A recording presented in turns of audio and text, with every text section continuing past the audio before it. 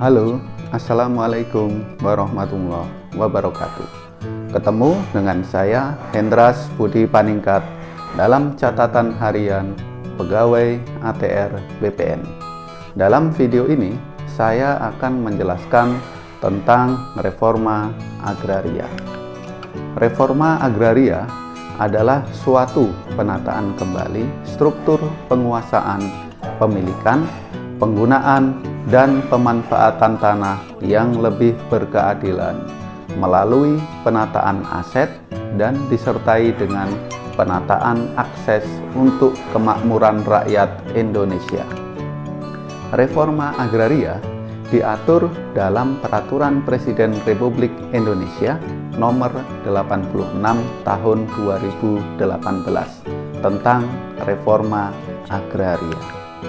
Adapun yang menjadi latar belakang reforma agraria adalah tanah dalam wilayah NKRI sebagai karunia Tuhan Yang Maha Esa bagi seluruh bangsa Indonesia pada tingkatan tertinggi dikuasai oleh negara dan dipergunakan sebesar-besar kemakmuran rakyat. Namun dalam realitanya masih terdapat ketimpangan penguasaan dan pemilikan tanah. Sehingga saat ini pemerintah masih perlu mewujudkan pemerataan struktur penguasaan, pemilikan, penggunaan, dan pemanfaatan tanah untuk meningkatkan keadilan sosial dan kesejahteraan rakyat. Nah, teman-teman, tanah objek reforma agraria yang selanjutnya disingkat sebagai TORA adalah tanah yang dikuasai oleh negara dan atau tanah yang telah dimiliki oleh masyarakat untuk diredistribusi atau dilegalisasi. Sedangkan subjek reforma agraria adalah penerima tanah objek reforma agraria atau penerima TORA yang memenuhi persyaratan dan ditetapkan untuk menerima TORA. Nah, teman-teman, tujuan reforma agraria ada 7, yaitu yang pertama, mengurangi ketimpangan penguasaan dan pemilikan tanah dalam rangka menciptakan keadilan. Yang kedua, menangani sengketa dan konflik agraria. Yang ketiga, menciptakan sumber kemakmuran dan kesejahteraan masyarakat yang berbasis agraria melalui pengaturan penguasaan, pemilikan, penggunaan, dan pemanfaatan tanah. Keempat, menciptakan lapangan kerja untuk mengurangi kemiskinan. Kelima, memperbaiki akses masyarakat kepada sumber ekonomi. Keenam, meningkatkan ketahanan dan kedaulatan pangan. Dan yang ketujuh adalah memperbaiki dan menjaga kualitas lingkungan hidup. Nah, penyelenggaraan reforma agraria dilakukan oleh pemerintah pusat dan pemerintah daerah, di mana pelaksanaan reforma agraria dilaksanakan melalui tahapan penataan aset dan penataan akses, di mana penataan aset menjadi dasar dilakukannya penataan akses. Nah, penataan aset adalah penataan kembali penguasaan, pemilikan, penggunaan, dan pemanfaatan tanah dalam rangka menciptakan keadilan di bidang penguasaan dan pemilikan tanah. Nah, sedangkan penataan akses adalah pemberian kesempatan akses, kesempatan akses permodalan maupun bantuan lain kepada subjek reforma agraria dalam rangka meningkatkan kesejahteraan yang berbasis pada pemanfaatan tanah yang disebut juga pemberdayaan masyarakat. Nah, penataan aset kita bahas satu-satu. Penataan aset terdiri atas redistribusi tanah atau legalisasi aset. Nah, teman-teman, kira-kira apa aja objek dan subjek dari redistribusi tanah atau redis dan legalisasi aset? Kita bahas satu persatu ya.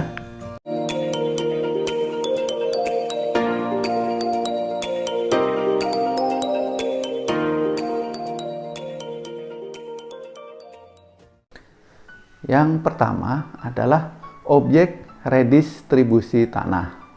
Objek redistribusi tanah ada 11 kriteria.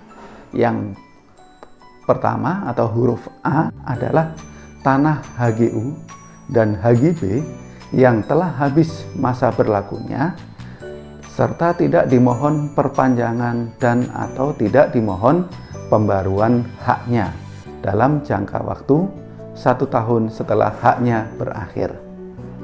Yang poin B, tanah yang diperoleh dari kewajiban pemegang hak guna usaha untuk menyerahkan paling sedikit 20% dari luas bidang tanah HGU yang berubah menjadi HGB karena perubahan peruntukan rencana tata ruang. Yang poin C yaitu tanah yang diperoleh dari kewajiban menyediakan paling sedikit 20% dari luas tanah negara yang diberikan kepada pemegang hak guna usaha dalam proses pemberian, perpanjangan, atau pembaruan haknya. Yang poin D, tanah negara yang berasal dari kawasan hutan negara atau hasil perubahan batas kawasan hutan yang ditetapkan oleh Menteri Lingkungan Hidup dan Kehutanan sebagai sumber TORA yang meliputi tanah negara dalam kawasan hutan yang telah dilepaskan sesuai peraturan perundangan menjadi TORA. Yang berikutnya tanah dalam kawasan hutan yang telah dikuasai oleh masyarakat dan telah diselesaikan penguasaannya sesuai dengan ketentuan peraturan perundang-undangan. Nah, poin E, tanah negara bekas tanah terlantar yang didayagunakan untuk kepentingan masyarakat dan negara melalui reforma agraria. Nah, poin F, tanah hasil penyelesaian sengketa dan konflik agraria. Poin G, tanah bekas tambang yang berada di luar kawasan hutan. Poin H, tanah timbul, ya. Poin I, tanah yang memenuhi persyaratan penguatan hak rakyat atas tanah yang meliputi tanah yang dihibahkan oleh perusahaan dalam bentuk tanggung jawab sosial dan atau lingkungan, ya, CSR. Terus berikutnya tanah hasil konsolidasi yang subjeknya memenuhi kriteria reforma agraria. Terus yang ketiga, sisa tanah sumbangan tanah untuk pembangunan dan tanah pengganti biaya pelaksanaan konsolidasi tanah yang telah disepakati untuk diberikan kepada pemerintah sebagai TORA, ya. Istilahnya STUP dan TPPB, ya, dalam konsolidasi tanah. Terus yang keempat, tanah negara yang sudah dikuasai masyarakat. Nah, poin J, tanah bekas hak erpah, tanah bekas partikelir, dan tanah bekas eigendom yang luasnya lebih dari 10 bau yang masih tersedia dan memenuhi ketentuan perundang-undangan sebagai objek redistribusi. Dan yang terakhir, poin K, tanah kelebihan maksimum, tanah absente, dan tanah swapraja atau bekas swapraja yang masih tersedia dan memenuhi ketentuan perundang-undangan sebagai objek redistribusi tanah. Nah, teman-teman, tahapan redistribusi tanah secara garis besar ada 3, yaitu inventarisasi penguasaan, pemilikan, penggunaan, dan pemanfaatan tanah. Yang kedua, dilakukan analisa data fisik dan data yuridis bidang tanah.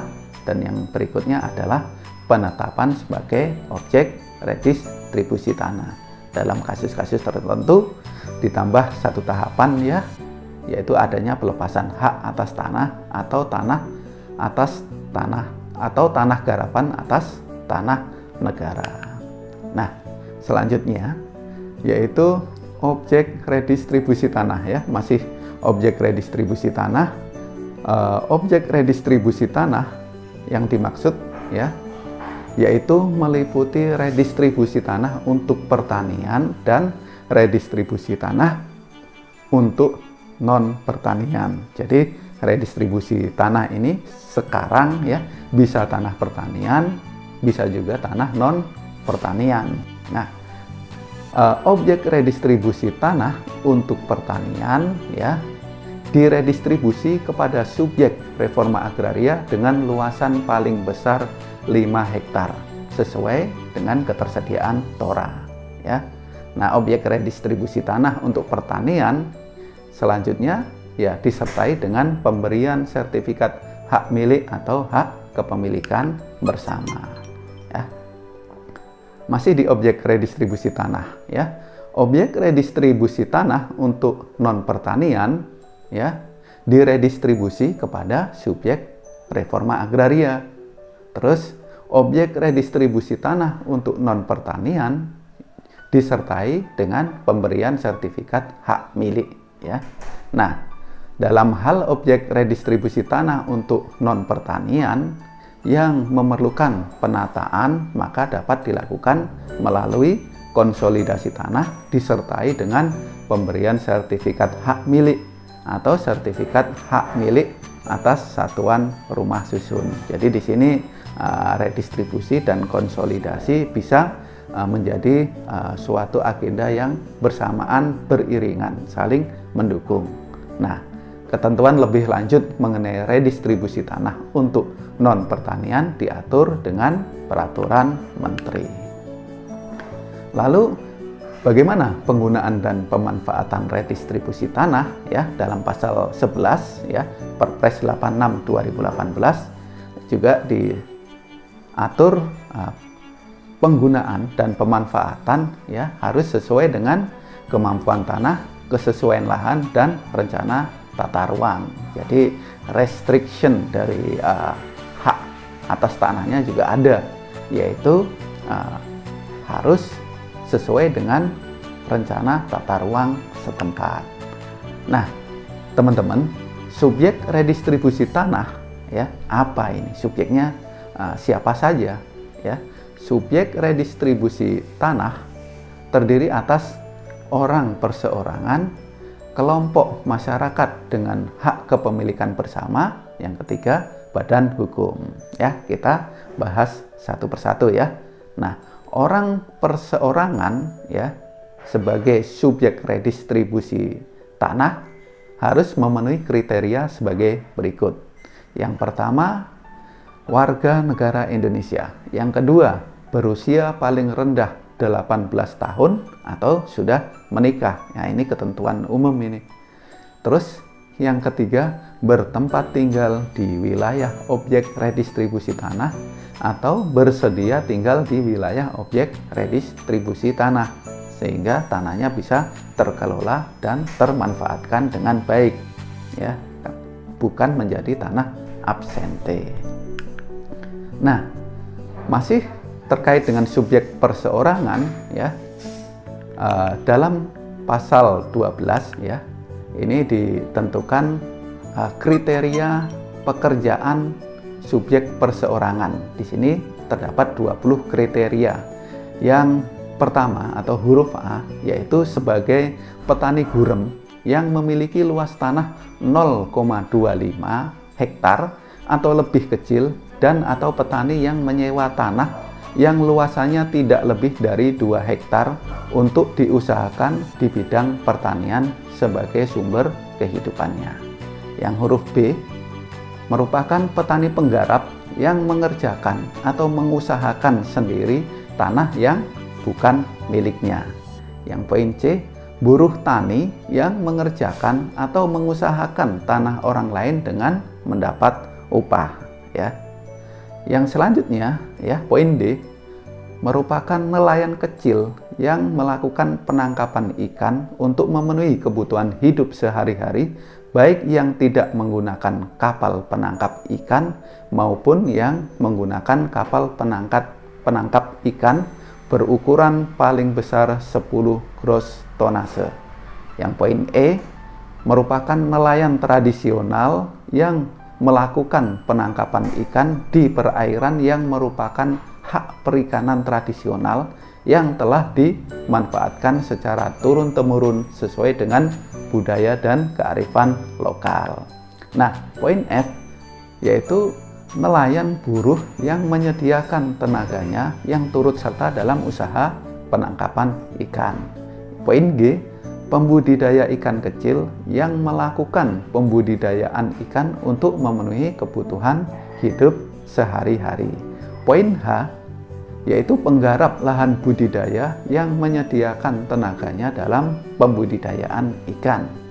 Poin I, petambak garam kecil yang melakukan usaha penggaraman pada lahannya sendiri dengan luas paling luas 5 hektar dan sebagai perebus garam. Nah, poin J, penggarap tambak garam yang menyediakan tenaganya dalam usaha penggaraman.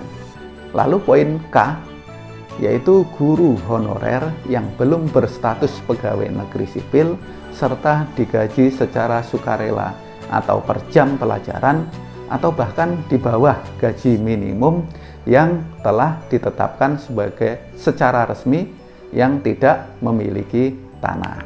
Lalu poin L, pekerja harian lepas yang melakukan pekerjaan tertentu yang dalam hal waktu, volume, dan upahnya didasarkan pada kehadiran yang tidak memiliki tanah juga. Lalu poin M, buruh yang bekerja dengan menerima upah atau imbalan dalam bentuk lain dan tidak memiliki tanah. Lalu poin N, yaitu pedagang informal yang melakukan kegiatan usaha perdagangan barang atau jasa dengan kemampuan modal yang terbatas yang dilakukan cenderung berpindah-pindah serta berlokasi di tempat umum, tidak mempunyai legalitas formal serta tidak memiliki tanah.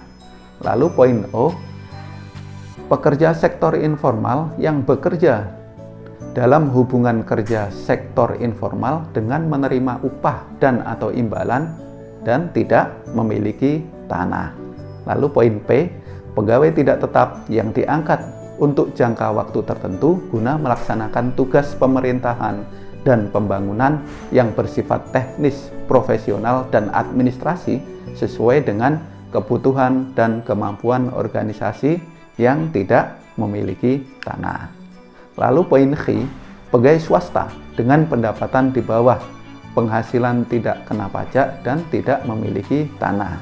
Lalu poin R, pegawai negeri sipil paling tinggi golongannya 3A yang tidak memiliki tanah. Kemudian poin S, anggota Tentara Nasional Indonesia atau Kepolisian Negara Republik Indonesia berpangkat paling tinggi Letnan 2 atau Inspektur 2 Polisi atau yang setingkat dan tidak memiliki tanah.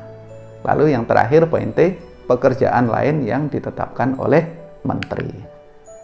Nah, selanjutnya subjek redistribusi tanah berupa kelompok masyarakat dengan hak kepemilikan bersama, ya, yaitu merupakan gabungan dari orang perseorangan yang membentuk kelompok berada dalam satu kawasan tertentu serta memenuhi persyaratan untuk diberikan objek redistribusi tanah. Nah, yang ketiga, ya, tadi subjeknya kan ada 3, ya, orang perseorangan, kelompok, masyarakat dengan hak kepemilikan bersama. Yang ketiga adalah badan hukum. Nah, badan hukum di sini yaitu badan hukum yang berbentuk koperasi, perseroan terbatas, atau yayasan yang dibentuk oleh subjek reforma agraria, orang perseorangan atau kelompok masyarakat dengan hak kepemilikan bersama, ya, sebagaimana dimaksud sebelumnya. Yang kedua, badan usaha milik desa atau BUMDes. Nah, setelah kita bahas redistribusi tanah, nah sekarang legalisasi aset. Nah, objek legalisasi aset, ya, adalah yang pertama tanah transmigrasi yang belum bersertifikat. Yang kedua yaitu tanah yang dimiliki masyarakat. Nah, untuk tanah transmigrasi yang belum bersertifikat, ya, harus memenuhi kriteria sebagai berikut, yaitu tidak termasuk dalam kawasan hutan. Yang kedua, telah diberikan hak pengelolaan untuk transmigrasi. Nah, dalam hal tanah transmigrasi yang belum bersertifikat, ya, yang dimaksud yaitu termasuk dalam kawasan hutan, proses pelepasan atau perubahan batas kawasan hutannya dilakukan dengan ketentuan peraturan perundang-undangan ya. Kalau dia masuk sudah dilepaskan dan dirubah sesuai dengan ketentuan peraturan perundang-undangan. Nah, jika dia belum memperoleh hak pengelolaan, belum ada HPL-nya ya, maka legalisasi asetnya dilakukan setelah terbit keputusan Menteri Desa Pembangunan Daerah Tertinggal dan Transmigrasi ya, Menteri Desa, PDT dan Transmigrasi, atau bupati atau wali kota atau pejabat yang ditunjuk yang menyatakan bahwa pembinaannya telah diserahkan kepada pemerintah kabupaten atau kota dan sepenuhnya menjadi tanggung jawab pemerintah kabupaten atau kota. Jadi ini sebagai sambungan dari transmigrasi, pemukiman transmigrasi yang lama-lama ya. Lalu legalisasi aset, objek legalisasi aset tersebut ditetapkan sesuai dengan ketentuan peraturan perundang-undangan.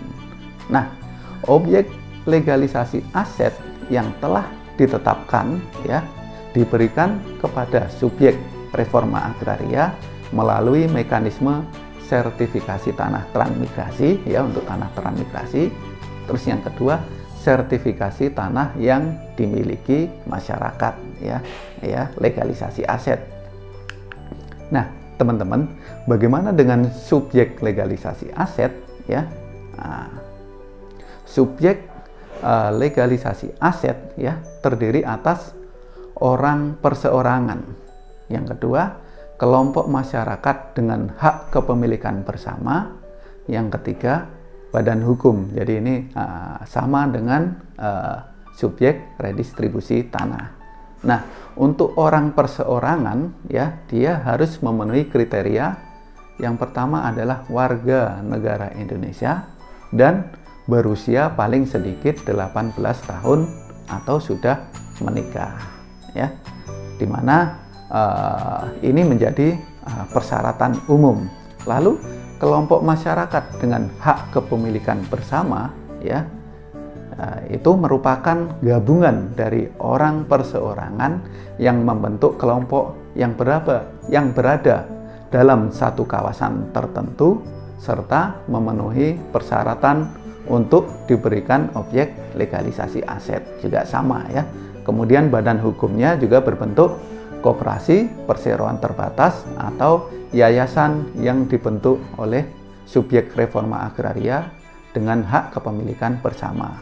Yang kedua berupa badan usaha milik desa atau BUMDes ya. Jadi untuk subjek legalisasi aset tidak ditentukan kriteria pekerjaannya. Kenapa?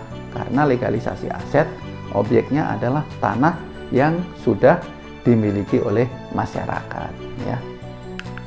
Nah, setelah kita membahas tentang penataan aset, lalu kita bahas penataan akses ya. Dalam pasal 15 Perpres 86 ya tahun 2018 ya, penataan akses dilaksanakan berbasis klaster dalam rangka meningkatkan skala ekonomi, nilai tambah serta mendorong inovasi kewirausahaan subjek reforma agraria. Penataan akses ya yang dimaksud pada ayat 1 meliputi pemetaan sosial, peningkatan kapasitas kelembagaan, pendampingan usaha, peningkatan keterampilan, penggunaan teknologi tepat guna, diversifikasi usaha, fasilitasi akses permodalan, fasilitasi akses pemasaran atau off-taker, penguatan basis data dan informasi komoditas, lalu penyediaan infrastruktur pendukung. Nah, teman-teman, penataan akses ya dilaksanakan dengan pola pemberian langsung oleh pemerintah, kerjasama antara masyarakat yang memiliki sertifikat hak milik dengan badan hukum melalui program kemitraan yang berkeadilan. Terus yang ketiga, kerjasama antara kelompok masyarakat yang memiliki hak kepemilikan bersama dengan badan hukum melalui program tanah sebagai penyertaan modal. Jadi penataan akses ini sertifikatnya diberdayakan ya, sehingga mempunyai nilai ekonomi, dapat membantu untuk usaha permodalan. Nah, penataan akses dilaksanakan oleh kementerian atau lembaga terkait yang dikoordinasikan oleh gugus tugas reforma agraria. Nah, demikian video dari saya ya, mudah-mudahan bermanfaat. Terima kasih. Assalamualaikum warahmatullahi wabarakatuh.